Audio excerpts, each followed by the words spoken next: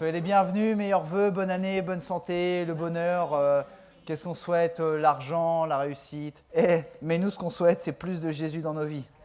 Amen. Est-ce que c'est bon au niveau du micro? Est-ce qu'il faut que je baisse? Non, c'est bon, super. Ok, ça me fait plaisir de vous voir. Merci. Bonne réponse à droite. Mais c'est vrai en plus.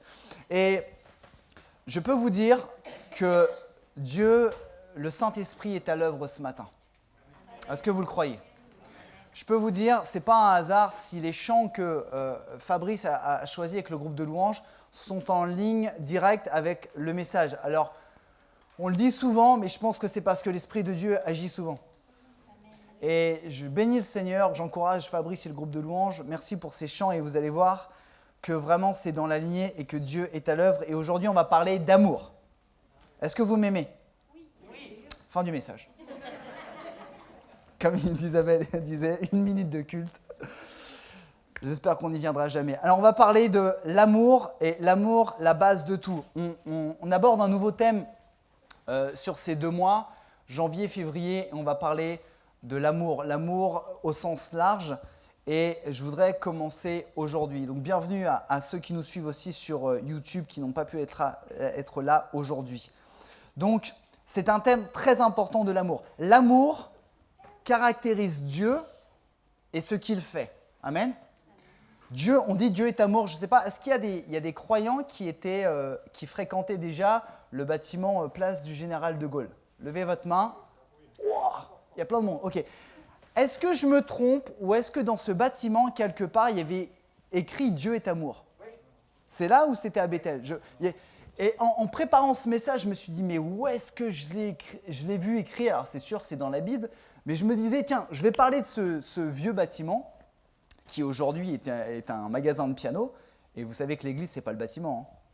Hein. Ouais, ok. Donc il n'y a plus de spiritualité dans ce bâtiment-là, même si le Seigneur nous a permis de vivre de belles choses. Et Dieu est amour. Et de la même façon, puisque Jésus-Christ est le Fils de Dieu, tout ce que Jésus-Christ fait est lié à l'amour. Amen. C'est logique, hein, puisque c'est le Fils de Dieu. Mais de la même façon, puisque vous et moi, nous sommes les enfants de Dieu, tout ce que nous devrions faire devrait être caractérisé par l'amour. Il n'y a plus qu'une personne qui dit. C'est logique. Et en fait, c'est comme s'il y avait une transmission génétique spirituelle. On s'appelle les chrétiens. Chrétiens, ça vient de Christ. Hein. Donc, nous sommes les enfants de Dieu. Si Dieu est amour, si Jésus est amour, les chrétiens devraient être amour. Amen. Vous savez, on a tous un héritage de nos parents. Hein? Bon ou moins bon. Il y a des choses que j'hérite de mon papa et de ma maman, du caractère, de la personnalité. Il y a des bonnes choses et il y a des moins bonnes choses. Que je le veuille ou non, cet héritage, je ne peux pas dire « non, ça c'est une option qui ne m'intéresse pas, ça je l'enlève, ça je prends, par contre ça je prends ». Non, c'est la même chose avec le Seigneur. Si nous sommes enfants de Dieu, nous devons hériter de l'amour de Dieu. Amen. On ne peut pas être chrétien et ne pas manifester de l'amour. On va lire 2 passages. Isabelle l'a dit ce matin, on pourrait lire 15, 20, 30 passages sur l'amour, mais 2 passages qui m'ont marqué. Ouvrez vos Bibles avec moi dans Galates 5, 6. Vous pouvez suivre sur l'écran si vous le souhaitez. Galates, donc c'est l'épître de Paul aux Galates.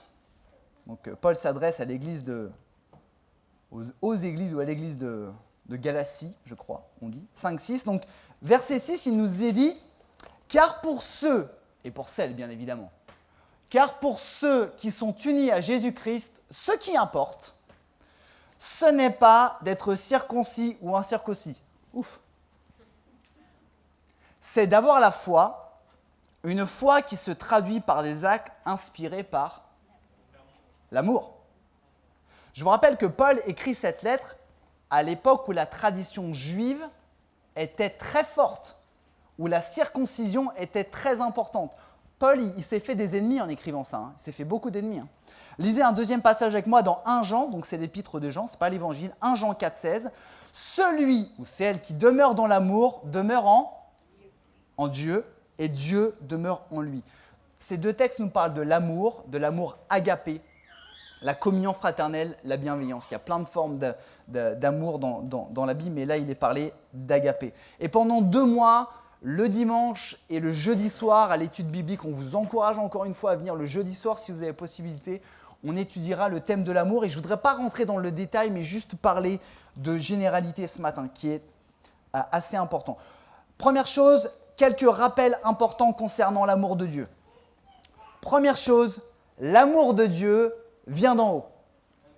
Amen. C'est où en haut? Le ciel, ce n'est pas le premier étage. Hein.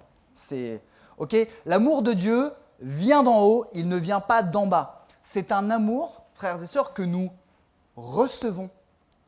Il vient de Dieu, il vient du ciel, il vient du paradis, de où vous voulez, on ne sait pas où, mais il ne vient pas de la terre ou de notre personnalité.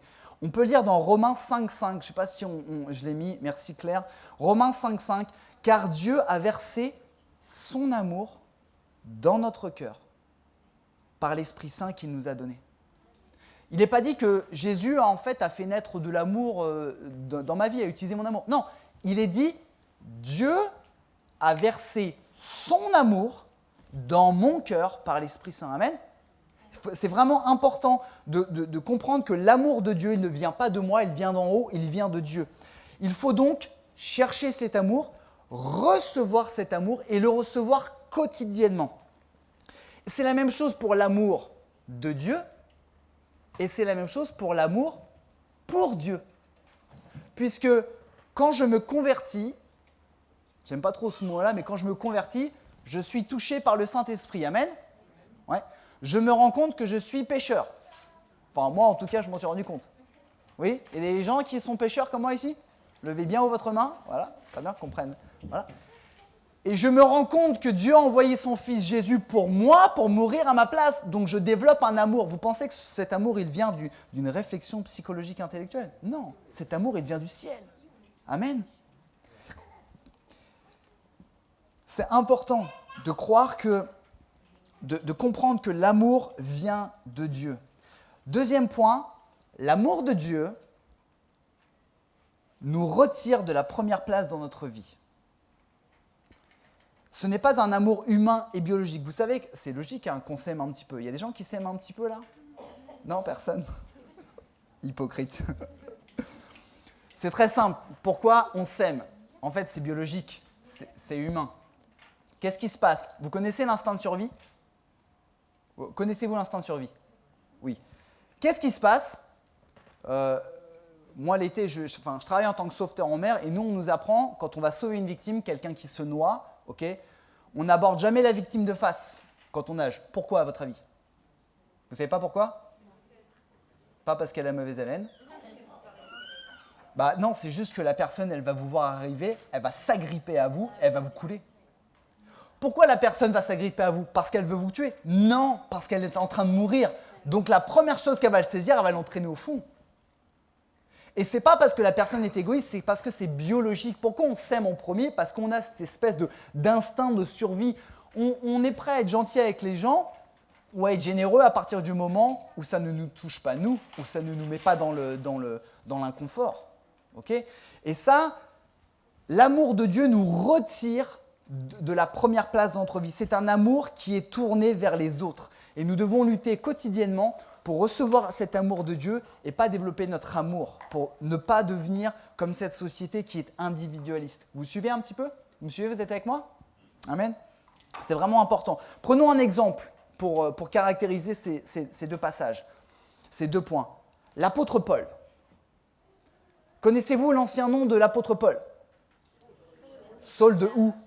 Ouais, Saul de Tarse, pas Saul de Dunkerque. Je ne sais pas pourquoi je dis Dunkerque. Pardonnez-moi si vous venez de Dunkerque. Saul de Tarse. Qui était Saul de Tarse? Saul de Tarse était un pharisien qui persécutait les chrétiens, qui allait dénoncer les chrétiens, qui les faisait enfermer, lapider et tuer.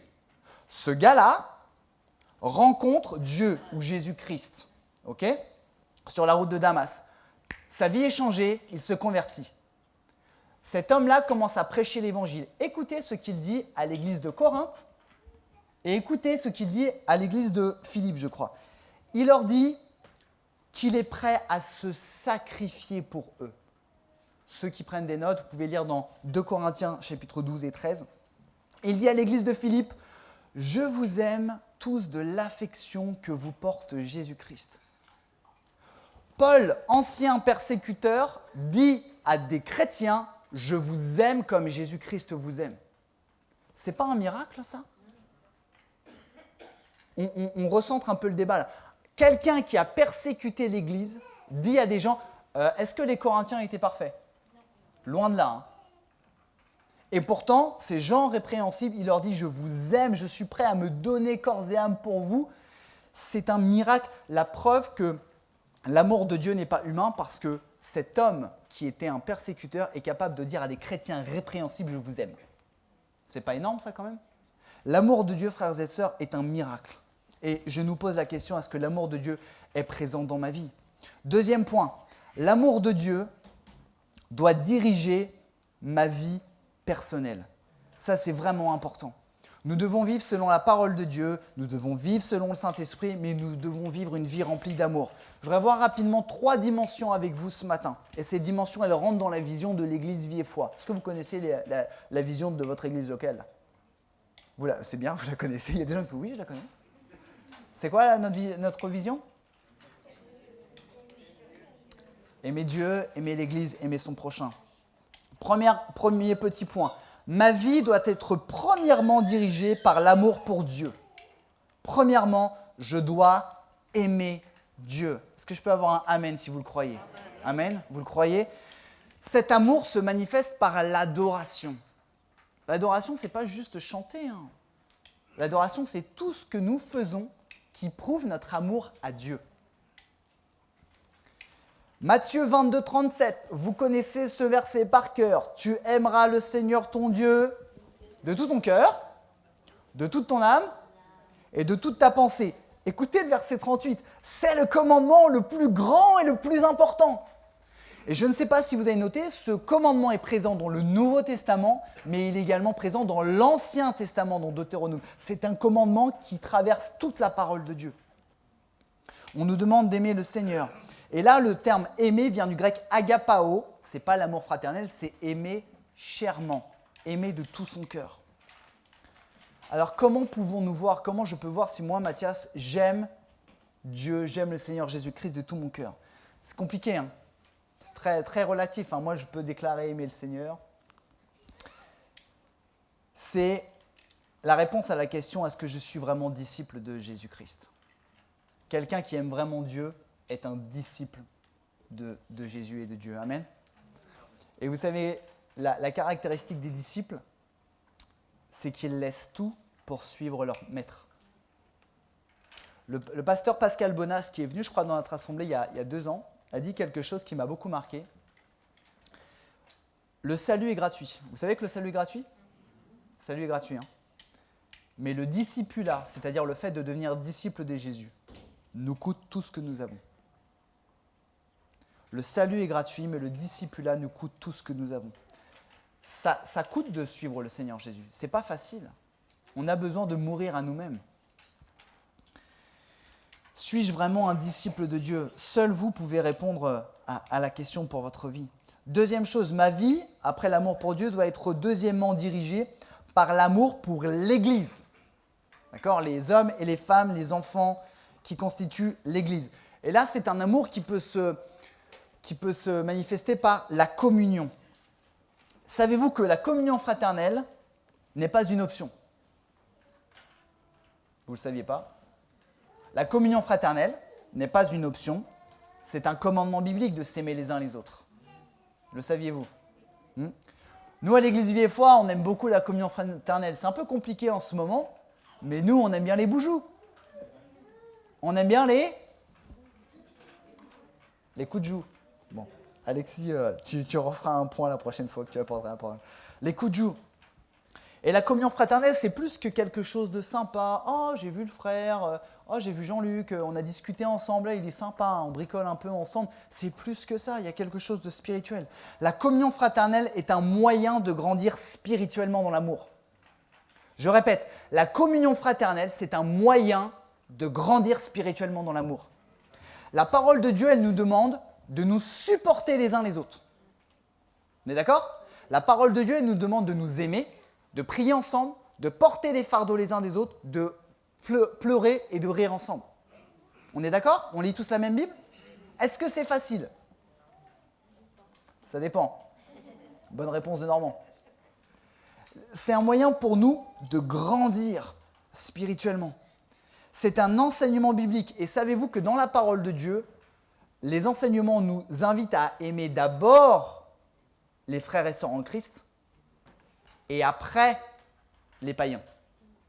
Ça ne veut pas dire que les frères et sœurs en Christ sont plus importants. Chaque vie humaine est importante aux yeux du Seigneur. Mais la parole de Dieu nous enseigne à prendre soin d'abord des chrétiens. Est-ce qu'il y a des chrétiens dans la salle? Amen. Est-ce que la personne à côté de toi est chrétienne? Aime-la. Bon, si c'est ta femme ou ton mari, c'est facile. Et des fois, c'est un peu compliqué aussi. Écoutons un enseignement sur la communion fraternelle de l'apôtre Paul. Vous vous rappelez, celui qui n'aimait pas, qui aime maintenant.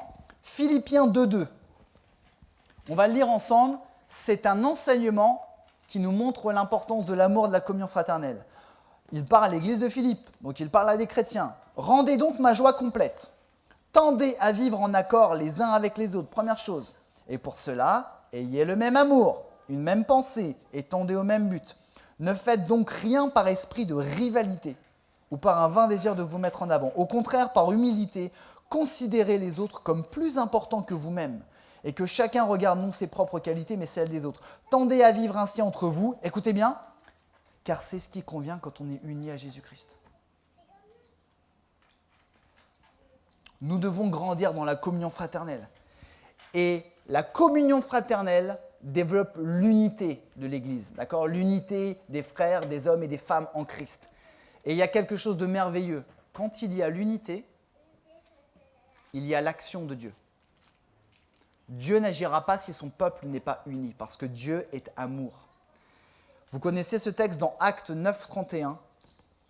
L'Église était en paix dans toute la Judée, la Galilée et la Samarie, s'édifiant et marchant dans la crainte du Seigneur. Et elle s'accroissait par l'assistance du Saint-Esprit. Quand l'Église est en paix, quand l'Église est unie, quand l'Église pratique l'amour de la communion fraternelle, alors Dieu se manifeste. Amen. Troisièmement, ma vie doit être dirigée par l'amour pour mon prochain. Et là, on n'est pas sur de l'adoration, on n'est pas sur de la communion, on est sur de la compassion. La compassion.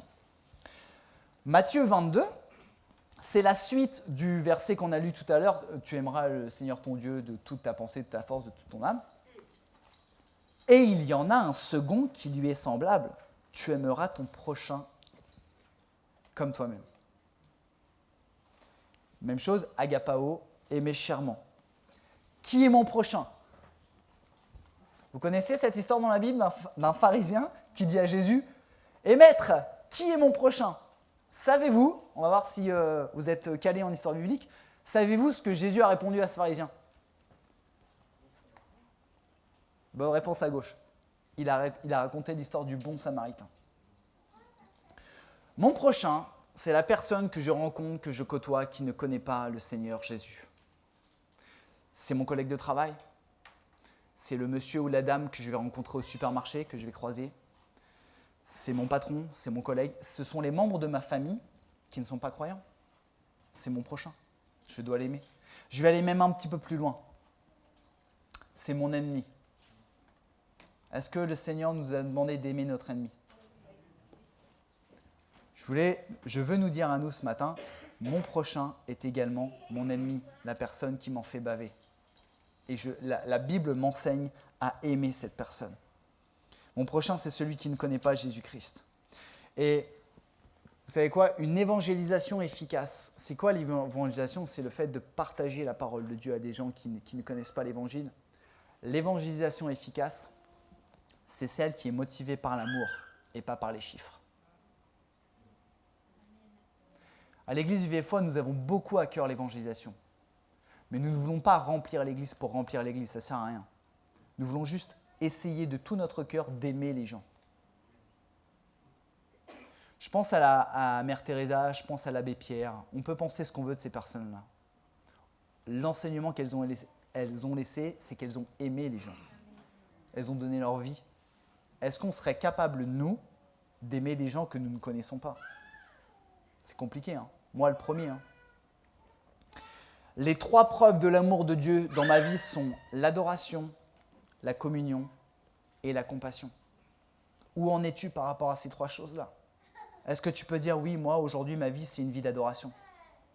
Est-ce que ma vie, c'est une vie de communion? Est-ce que je fréquente une église? Est-ce que je fréquente des frères et sœurs? D'ailleurs, dans les deux battements entre les deux cultes, je vous encourage à peut-être ne pas partir rapidement, de parler, de souhaiter la bienvenue avec les gens. Effectivement, il y a les masques, c'est compliqué. Mais vous savez quoi? Le Covid-19 n'a jamais empêché la communion fraternelle. Le Covid-19 n'a jamais empêché la communion fraternelle. Vous êtes d'accord avec ça? C'est vraiment important.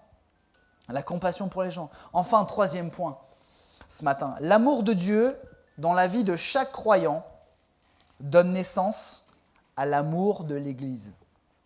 L'amour de Dieu dans la vie de chaque croyant donne naissance à l'amour de l'Église. C'est mathématique. Est-ce qu'il y a des gens qui sont bons en maths ce matin? Voilà. 1, 2. Moi, je suis zéro. J'allais dire je suis zéro. Je ne suis pas bon en maths. Mais c'est simple. C'est très simple. Nous sommes des pierres vivantes. Amen? Oui? Ok. Nous sommes des pierres vivantes. Imaginez un tas de pierres. Nous sommes un tas de pierres. Pierres précieuses, si vous voulez. Dans notre assemblée, nous sommes environ, on va dire, 80 personnes, même si là, on est découpé en deux cultes. Imaginons, nous sommes 80 pierres réfractaires. Alors, je vous explique tout de suite. Une pierre réfractaire, ce n'est pas une pierre française qui dit non à tout. Ce n'est pas une pierre syndicaliste, ok? Une pierre réfractaire, pour ceux qui bricolent un peu, c'est une pierre qui stocke la chaleur et qui la diffuse lentement. C'est bon? On est tous au clair sur une pierre réfractaire? Imaginez, nous sommes 80 pierres réfractaires, ou 80 pierres. Que se passe-t-il si seulement 15 de ces 80 pierres sont réfractaires? Est-ce que l'ensemble va chauffer? Non. Ou alors ça va chauffer très lentement, et on va utiliser beaucoup d'énergie, ce ne serait pas très écologique. Que se passe-t-il si les 80 pierres sont réfractaires? Ça brûle et l'église, elle chauffe. Et l'église, elle dégage de la chaleur. Amen? Imaginez bien, ce ne sont pas les 80 pierres, c'est chaque pierre, une à une, qui chauffe. Ce que je veux dire ce matin, c'est que l'amour de l'église repose sur toi. Et sur moi. Et sur ma sœur. Et sur mon frère. Et sur ma sœur. L'église est un groupe de croyants. Si l'église est puissante, le groupe de croyants est puissant. Amen? Si l'église est sainte, le groupe de croyants est saint. Amen? Et c'est vraiment important. C'est de l'individuel au collectif que ça fonctionne. Avant de parler de l'église vie et foi, avant de parler de la culture de l'église de l'amour, on parle de moi, on parle de toi. L'église vie et foi ne sera pas une église remplie du Saint-Esprit si tu n'es pas rempli du Saint-Esprit. L'église vie et foi ne sera pas une assemblée locale remplie d'amour si toi-même, qui composes l'assemblée, tu n'es pas rempli d'amour. Pensons un peu à notre culture. Avant de parler de Dieu, avant de parler de Jésus-Christ, commençons juste par aimer. Commençons à aimer chacun là où nous sommes, où Dieu nous met, pour que nous puissions faire en sorte que l'église, elle chauffe. Amen. Il y en a qui sont d'accord avec ça? C'est vraiment important. Et je voudrais conclure ce matin. Je ne voudrais pas être trop long. J'ai dit ce qu'il y avait à dire. Je voudrais conclure. Est-ce que vous croyez que l'Église est un groupe de croyants qui est différent du monde? Le croyez-vous? Si on n'est pas différent, c'est quoi la plus-value du Seigneur? On est bien d'accord, ce n'est pas une question piège. Je ne fais pas partie des pasteurs qui posent des questions pièges, ou je vous ferai un clin d'œil. Est-ce que l'Église est un groupe de croyants qui est différent du monde? Amen. Pourquoi sommes-nous différents? Parce qu'on parle en langue? Parce qu'on se lève tôt le matin? Peut-être. Non. Ce qui fait la différence, c'est que nous avons Jésus-Christ dans notre vie. Ce qui fait la différence, c'est que dans notre vie, nous avons un Dieu qui a tant aimé le monde. Si nous n'avons pas l'amour, nous ne sommes pas différents des autres. Si nous ne sommes pas différents des autres, alors Jésus-Christ n'a que peu d'impact, parce que Jésus utilise son Église pour avoir un impact dans le monde. Ce qui fait la différence dans ma vie, à moi, Mathias, et dans ta vie, et ce qui va faire la différence dans l'assemblée de l'Église Vie et Foi en Freville, c'est l'amour. C'est si nous sommes remplis de l'amour, si nous pratiquons l'amour. Et pour cela, nous devons faire 3 choses. Nous devons prendre conscience de ça. Nous devons individuellement prier pour changer. Parce que je n'aimerais personne si Dieu ne met pas son amour en moi. Et si je ne demande pas au Seigneur de mettre son amour en moi, il ne le mettra pas. Dieu ne va pas nous forcer. Et enfin, après avoir pris conscience et après avoir prié, nous devons agir. Si tu pries que Dieu change ton cœur, alors Dieu va te donner des opportunités pour changer. Est-ce qu'on peut baisser nos têtes et prier ensemble ?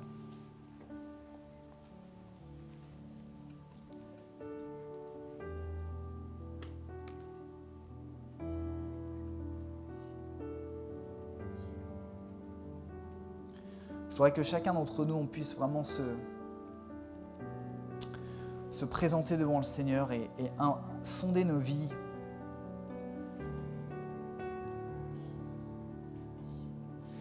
Ce qui a vraiment fait la différence quand nous lisons la parole de Dieu et les récits, c'est l'amour.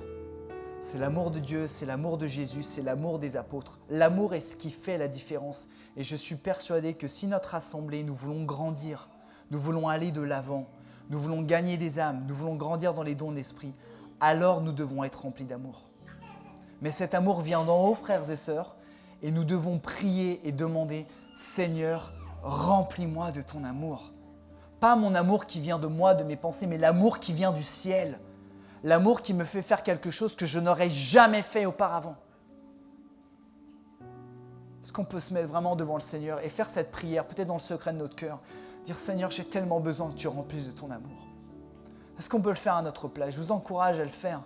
Dire « Seigneur, je te prie, remplis-moi de ton amour, change mon cœur, aide-moi à t'aimer, aide-moi à aimer l'Église, aide-moi à aimer mon prochain ». Prenons quelques instants entre nous et le Seigneur. Seigneur, j'ai besoin de toi, Seigneur Jésus, remplis mon cœur.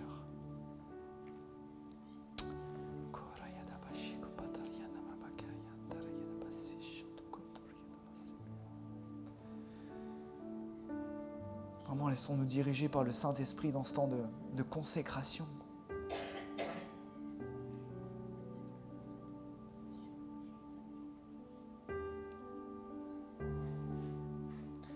Peut-être que le Seigneur donne à certains les pensées de certaines choses que vous aimez. C'est comme si le Seigneur te disait, tu vois, ces choses du monde, tu les aimes, tu y apportes beaucoup d'attention, mais moi je ne les aime pas. Et tu ne peux pas m'aimer si tu aimes ces choses-là. Et si peut-être le Saint-Esprit vous révèle des choses, des attitudes et peut-être des activités, peu importe. Je vous encourage ce matin à tout mettre à plat devant le Seigneur, à vous approcher de lui et à abandonner ces choses et à demander au Seigneur de mettre son amour dans votre cœur. Seigneur, nous te prions tous ensemble. Seigneur, nous avons désespérément besoin de ton amour.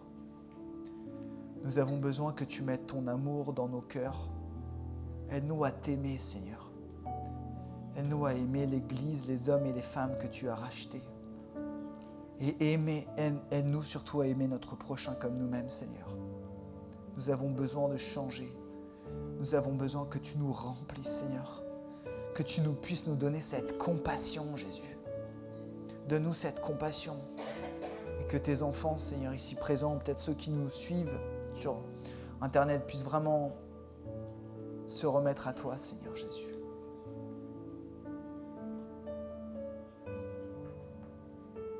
Conduis nos cœurs, Seigneur.